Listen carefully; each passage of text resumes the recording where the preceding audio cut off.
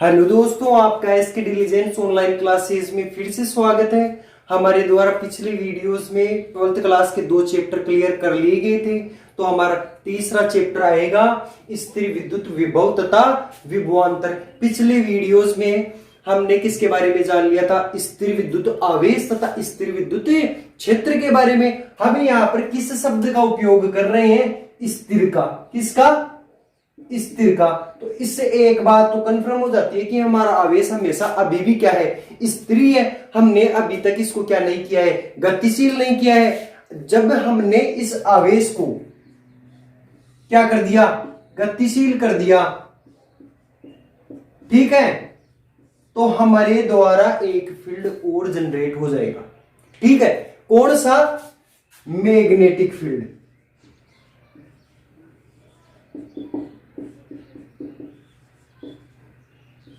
ठीक है, मतलब इलेक्ट्रिक फील्ड और मैग्नेटिक फील्ड दोनों जनरेट हो गए। ठीक है, तो हम यहां पर किसके बारे में अध्ययन करेंगे? ओनली इलेक्ट्रिक फील्ड के बारे में, इलेक्ट्रोस्टैटिक फील्ड। तो हम देख रहे हैं कि जो संरक्षित क्षेत्र होते हैं, कौन से क्षेत्र? संरक्षित क्षेत्र, उससे किस प्रकार की ऊर्जा रिलेटेड होती है, संबंधित होती है? स्थितिज ऊर्जा। स्थितिज ऊर्जा। अब देखो, बात आती है कि हमारा आवेश यहां पर क्या है? स्थिर है। तो हमारा जो स्थिर विद्युत क्षेत्र क्या हो जाएगा? संरक्षित क्षेत्र। और इससे भी कौन सी ऊर्जा रिलेटेड हो जाएगी? ऊपर वाली, मतलब स्थितिज ऊर्जा। ठीक है, तो देखो हमारे द्वारा ये रेखाओं के द्वारा क्या दर्शाया गया है? स्थिर विद्युत क्षेत्र। इनमें हमने 2 पॉइंट फिक्स किए, ए और बी। देखा हमने। अब ये निरपेक्ष बिंदु कहलाते हैं। इन बिंदुओं से एक एनर्जी रिलेटेड होगी। कौन सी? स्थितिज ऊर्जा। अब देखते हैं, हम एक आवेश लेते हैं क्यू नोट। ठीक है, अब क्यू नोट आवेश क्या होता है कि हम इसको जब स्थिर विद्युत क्षेत्र में लेके जाते हैं ना, तो ये स्थिर विद्युत क्षेत्र में जितने भी आवेश होते हैं ना, मान लेते Q1, Q2, Q3, उन पर कोई प्रभाव नहीं डालता है। मतलब इसका प्रभाव क्या होता है? शून्य के बराबर होता है, 0। ये अपने आप में दूसरों पर कोई प्रभाव नहीं डालता है, ना ही इसके द्वारा कोई कार्य किया जाता है। कार्य कौन कर रहे हैं? हम इसको एक स्थान से दूसरे स्थान पर ले जाएंगे और किसके विरुद्ध कार्य करेंगे? इस स्थिर विद्युत क्षेत्र के विरुद्ध। अब देखो, स्थिर विद्युत क्षेत्र से कौन सी ऊर्जा रिलेटेड है? स्थितिज ऊर्जा। अब हमारे को कार्य क्या करना पड़ेगा? स्थितिज ऊर्जा के विरुद्ध कार्य करना पड़ेगा, तभी तो हम आवेश क्यू नोट को क्या कर सकते हैं? गतिशील कर सकते हैं, है ना। अब हमने क्या किया कि इस आवेश को बिंदु ए से बिंदु बी तक लेकर आए। किस में लेकर आए? स्थिर विद्युत क्षेत्र में। तो हमारे द्वारा क्या किया गया? कार्य किया गया। और कैसा कार्य किया गया? इस स्थिर विद्युत क्षेत्र से जो ऊर्जा रिलेटेड थी, कौन सी? स्थितिज ऊर्जा, उसके विरुद्ध कार्य करेंगे। अब विरुद्ध कार्य करेंगे, ठीक है, तो इसमें क्या होगा? डिस्प्लेसमेंट हुआ। तो इस बिंदु पर स्थितिज ऊर्जा का मान कुछ और था, और इस बिंदु पर आते ही या फिर तो कम होगा या फिर ज्यादा होगा। तो हम बेसिकली ये बात बोल सकते हैं कि स्थितिज ऊर्जा में यहां पर क्या हुआ? परिवर्तन हुआ। परिवर्तन हुआ स्थितिज ऊर्जा में, तो हम वहां पर ये कहेंगे कि हमारे द्वारा कार्य किया गया। तो देखो, विभवांतर, विभव की बात बाद में करेंगे। विभवांतर क्या होता है, इसको किस प्रकार डिफाइन करते हैं? विभवांतर को हम डेल से डिफाइन करते हैं। मान लो कि हमारे द्वारा स्थितिज ऊर्जा में परिवर्तन इस बिंदु पे क्या था? UA, इस पे UB स्थितिज ऊर्जा थी, तो उसमें परिवर्तन क्या हुआ? UB minus UA upon Q note. तो देखो बच्चों, ये तो क्या हुआ?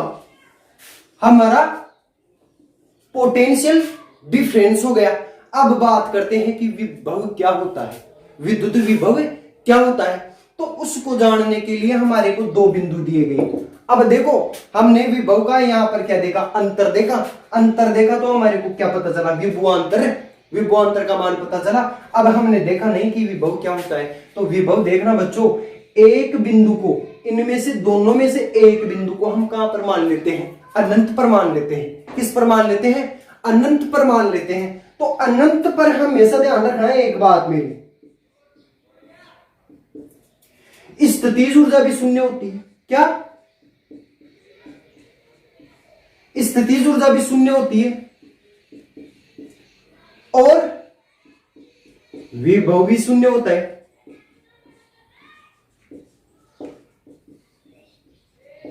ठीक है, तो हम इसको किस प्रकार डिफाइन करेंगे? मान लो कि वो बिंदु यहां पर ना हो के यहां पे था, ये अनंत है हमारा। अब इससे हम कौन से आवेश को, परीक्षण आवेश को लेकर जा रहे हैं? किस में? क्षेत्र में लेकर जा रहे हैं, पर्टिकुलर क्षेत्र में ही तो लेकर जा रहे हैं ना। तो हमारे द्वारा कार्य किया गया, किसके विरुद्ध कार्य किया गया? स्थितिज ऊर्जा के द्वारा। ठीक है, तो स्थितिज ऊर्जा के द्वारा जो कार्य किया गया, ठीक है, तो हम देखते हैं यहां पे हमारा विभव क्या होगा।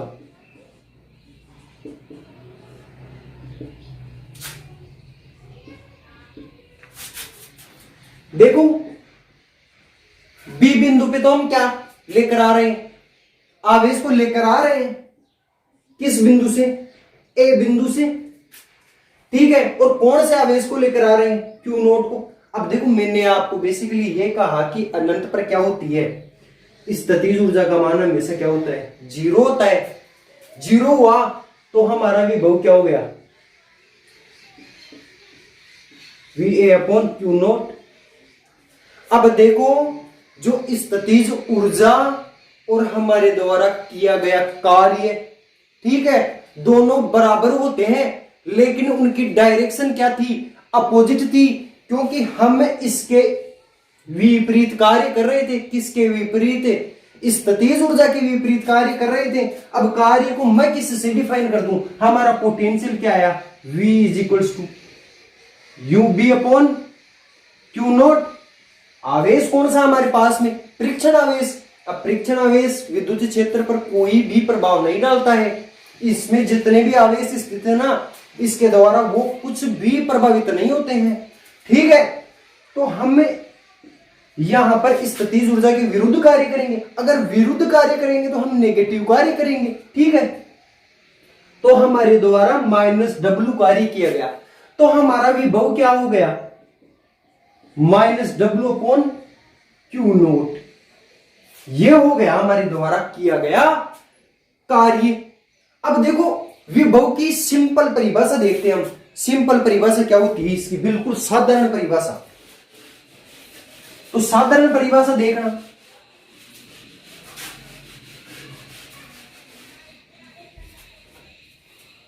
किसी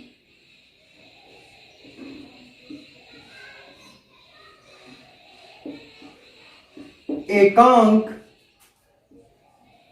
धन आवेश को अनंत, कौन सा बिंदु मान रहे हैं हम? अनंत से स्थिर विद्युत क्षेत्र में किसी बिंदु तक लाने में किया गया कार्य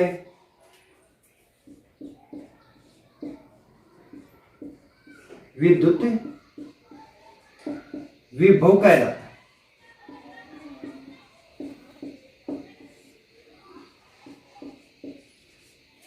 ठीक है, और हमारे द्वारा कौन सा कार्य किया गया? ऋणात्मक। कौन सा कार्य किया गया? ऋणात्मक।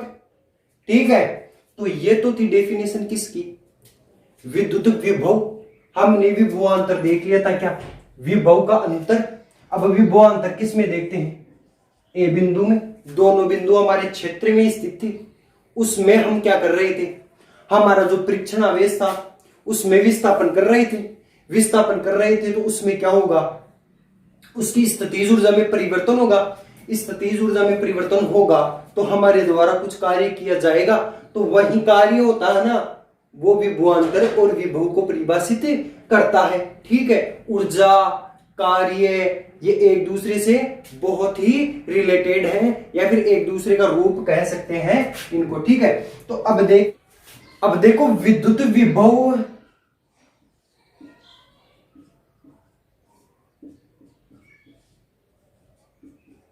विद्युत विभव का ऐसा मात्रक क्या होता है, वोल्ट। क्या होता है, वोल्ट होता है ऐसा मात्रक। ठीक है, तो हमें 1 वोल्ट की परिभाषा कैसे दें, जैसे हमारे को यह कहा जाए कि बता भाई 1 वोल्ट विभव है क्या होता है, तो हम इसके बारे में क्या कहेंगे, हमारे द्वारा किया गया कार्य W था और आवेश क्या था, Q0 था। अगर दोनों का मान एक हो जाए तो हमारे द्वारा जो विभव का मान होगा वो कितना हो जाएगा, 1 हो जाएगा। तो हम 1 वोल्ट की परिभाषा कैसे दें।